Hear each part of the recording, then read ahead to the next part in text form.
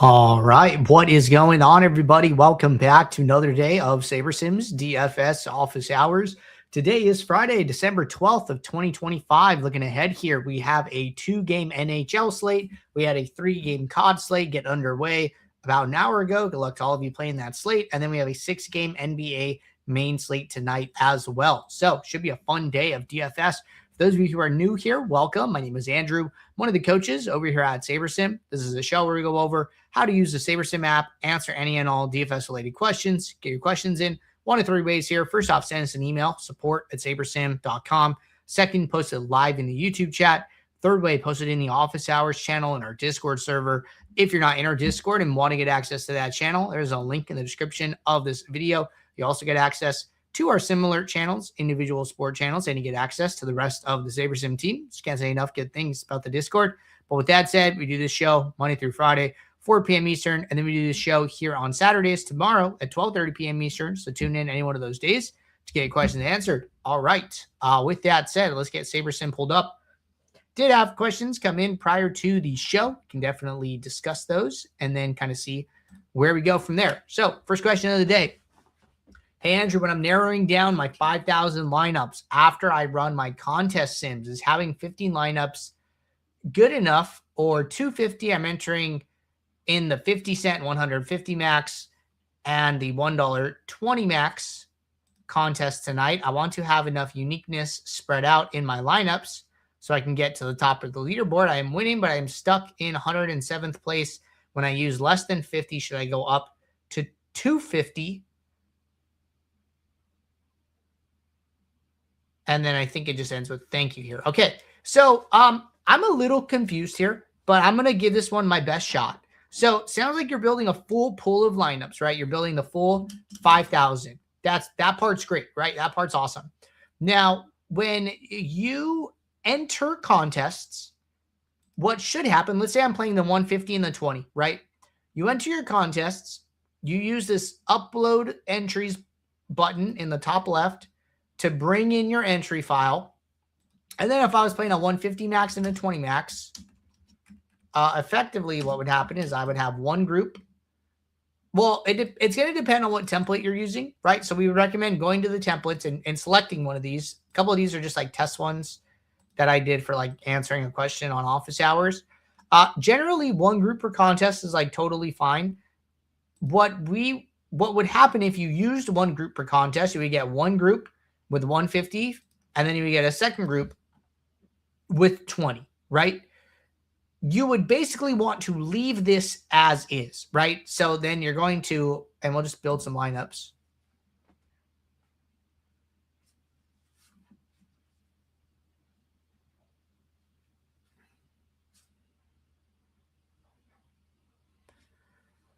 All right, we're just letting these lineups run.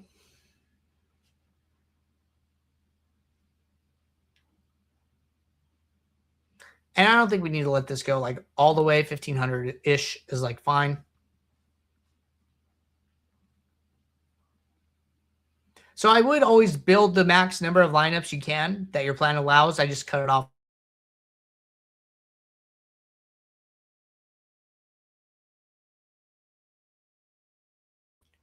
Say again. So we have our pool, right? It would be 5,000 in your example. And then we have 150 and then we have 20, right? Ideally, these are both portfolio, but I don't really want to have it re-diversify. So it's fine that it is the way it is here. So this is like your base setup, right? I would recommend, especially if you're struggling, I think this is a good thing if you are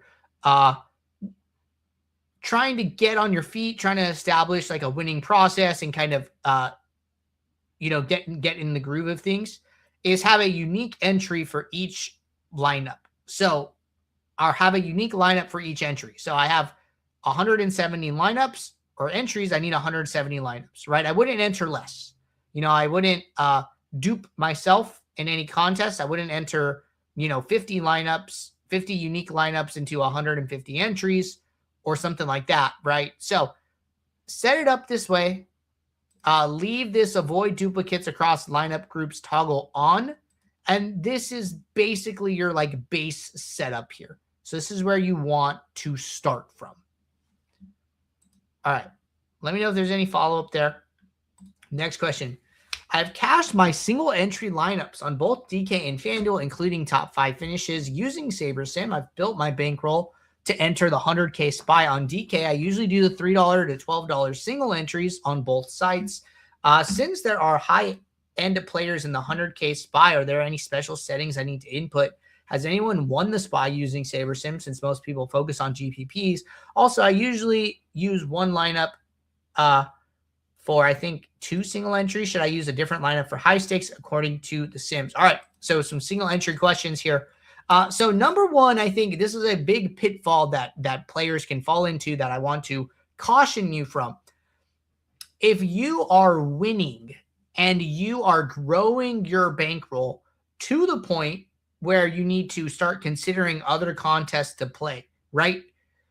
When you get to that next step, you should not abandon everything you've been doing to get to that point, right? It is this winning process that it seems you have built that has gotten you to the point where entering the 100K SPY makes sense for the amount of bankroll that you want to play on a given slate. I think that, you know, some users are, like some users will be like, oh, you know, this is a higher stakes contest. I need to do like something completely different than what I've already been doing, right? The answer is actually that you do not need to do that. You need to keep doing what you've been doing to get to that point because it is working, right? What you are doing is working. You do not want to abandon it, right? So I would absolutely not change anything. I would continue to do what you're doing. Now, the second question, should I use a different lineup? If you're playing multiple single entries, right, we would recommend not using one lineup for all of your single entries, and instead, kind of similar here, right, is at least starting with one lineup for each contest, right? So if I had 2 single entries, I would have 2 groups here. I need to turn this off. I would have 2 groups with one lineup each, right? And I would just use this. So I wouldn't be putting one single entry lineup into multiple single entries. So stick with the unique lineup per entry advice. And with the other question, has anyone won the SPY? That's a good question. We can figure that out, or we can look. Best place to look is in our winner's circle. And then we can probably, I would imagine, go down to the 100K plus section.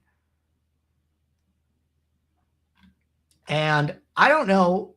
These don't, no, they might say, it depends. So you'd have to look at like the names of the contest. Like this one says Showdown. This is your boy here. Glory Days. Play Action. Showdown. I'm positive someone using SaberSim has won the SPY, even if we can't tell right off the bat. We have a lot of winners these days and over the years, and that continues to grow. So hopefully we get you up on the big board soon. But either way, it's kind of cool to look through from time to time, see what everybody's doing. Sometimes you can see the names, right? Like Fadeaway. Sometimes when it's like the full lineup, Wildcat, Fadeaway. Oh, the SPY here, Mark G. Rosenberg. I think this is last season. I think it should say, 2024, 2025. I believe Mark is in the Discord too. So yeah, there's a SPY win. There's when I second placed the Millie. Still sad about that. Still very sad about that for sure. But it was a cool hit. It was still an awesome win. Awesome win. All right. So yeah, we confirmed that somebody has won the SPY using SaberSim. Go Mark. All right. Keeping it rolling. Hi, Andrew. I do have a question about the different templates on the starter SaberSim. The 3 templates that are available, all contests in one group per contest. SaberSystem. Are we able to late swap with all 3 of these templates? I understand what numbers 1 and 2 are, as the tutorial page covers that. However, SaberSystem is not covered. The tutorial covers direct fill as a template. I've been using one group per contest on my template. What is the SaberSystem template? That is a good question. And to be honest, I haven't seen it myself. So I'm a little confused. What you're seeing could be new. Could very actually be new. So I need to look into that. And I'll make it a note for myself here. Now, one group per template, one group per contest is definitely a good template to use. So I think it's totally fine to continue to use that. Now, as far as late swap goes, whatever template you initially used, I would continue to use that one in late swap. So if you are building with one group per contest, when you go to late swap, I would also use one group per contest. And the analogy I've given for this, I think that there's a simpler example that I'll use. So let's say you build pre-slate with optimizer mode, right? When you late swap, you should not switch to sim mode. And the reason for that is because a portion of your lineups are, I'm going to use optimize twice. I don't like doing that, but I'm doing it. A portion of your lineups are optimized using optimizer mode. If you now try and switch to sim mode, well, you're getting like half sim mode, half optimizer lineups. And I don't think that's good, right? Because it's not a best of both worlds scenario. You're effectively mixing two things that aren't meant to be mixed together. Instead you should just stay on one track, right? Like if you're on the optimizer path, stay on the optimizer path. If you're on the sim path, stay on the sim path. You want your lineups to be fully constructed for one way or for the other way, not this hybrid approach. So I think the templates, you should think of them the same, where, hey, if I'm going to use one group per contest, I'm going to use it all the way through. And then similar for direct fill or whatever template you're using. But I will look into the SaberSystem template. All right. Last evening, Alex Tuch was ruled out. I opened the red quick swap window, but no swaps were offered. Then DK rejected some swap lineups as having duplicate players in them. I rebuilt and everything was fine. Any idea why this may have happened? Thanks. I do know that our sim for I think it was Buffalo, Vancouver, ran late. Like the news didn't come in super fast. I think the sim finished at the same time the game started. So there was no opportunity to fully swap there. But I do know that it sounds like that the out status came in first. I'm not 100% sure what happened. Any type of troubleshooting, kind of the app is acting weird stuff. It is better to go to the top right corner, use report a problem, and write us a message, just like the same message that you sent here. This will go straight to our team with a bunch of technical information that I don't understand. It's not in my skill set. And our team will be able to kind of figure out, hey, what was happening at that moment in time and why were they seeing what they were seeing. So I'd say a much better avenue for issue resolution. So I would try that out next time it happens. The closer to an event occurring that you can send it, the better, right? Sending it right now might not be very helpful. But if you saw that and then you got your lineups all situated and then you sent that right after the game lock time within 5 minutes of that happening, that's super helpful. So anytime you run into issues like that, please report them. We do want to look into them and resolve them. All right. Last evening, no, same question. Would you recommend adjusting projections by 1 to 3 points if I've done my own research? Does that negatively affect the simulations for each contest? Thanks. I think that's a great idea. If you're doing your own research outside of SaberSim and you want to account for your research, adjusting the projections by a small amount, 1 to 3 points, I think is a great range, is perfect. The only other thing I would recommend is tracking your changes, right? Like, hey, name maybe baseline projection, your updated projection, and then their actual score, right? Like 4 columns, like name, Saber projection, your projection, their actual score, right? And then just track yourself and like see like, hey, am I right more than I am wrong?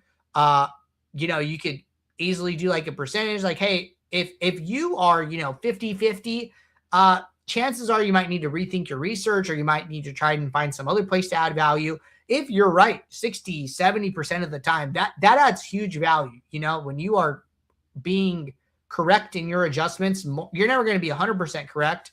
But if you are hitting them more often than you are losing, that is a big edge, and you're effectively handicapping projections at that point. So just having some objectivity in the adjustments that you're making for like long-term tracking purposes and process analysis, I think is good, but I think this is a great idea. And no, it does not negatively affect the Sims.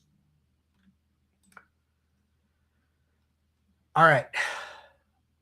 Can you explain the difference in results between the default ROI shown in the lineup pool versus a custom metric for the ROI of a specific contest? Was getting some very different / wonky numbers. Okay. So there's a couple different ways you can like view the ROIs. I'm not sure exactly what these like specific wonky numbers are. That might be like another like report a problem to our team. But what I do know, right, is like, say I come in here, right, and I just enable a sim, right? I turn one on.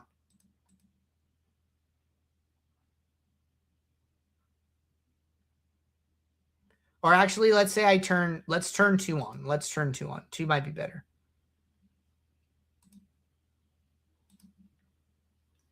Okay, so I'm going to turn 2 sims on.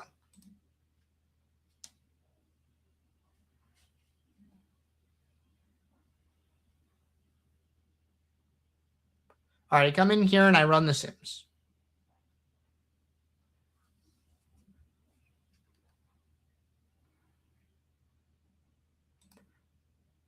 I'm pretty sure I have a hunch what's going on here.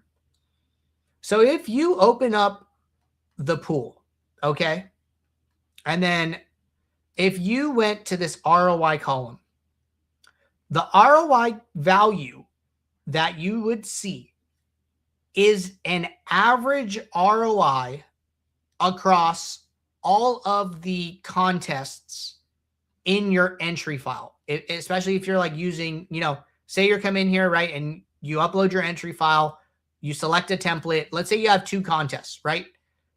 And I'll pull mine up that I ran, because I ran 2 on purpose to.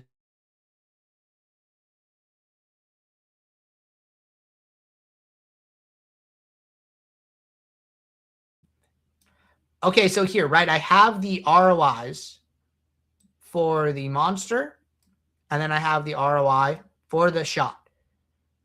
What I would see in this ROI column would be an average of those 2. I didn't enter these. I don't have an entry file uploaded, so I don't see that.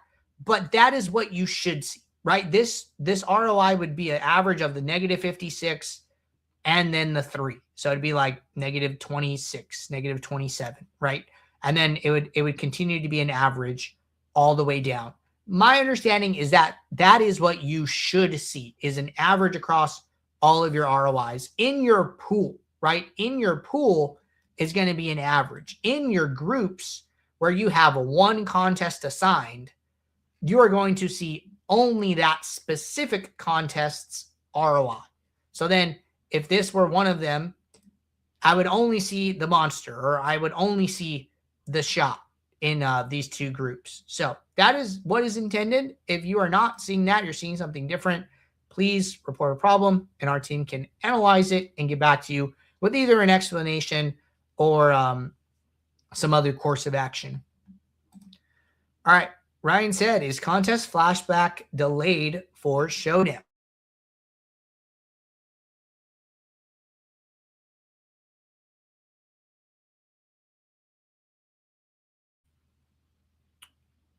I'll say it again. It should run the day after a slate ends.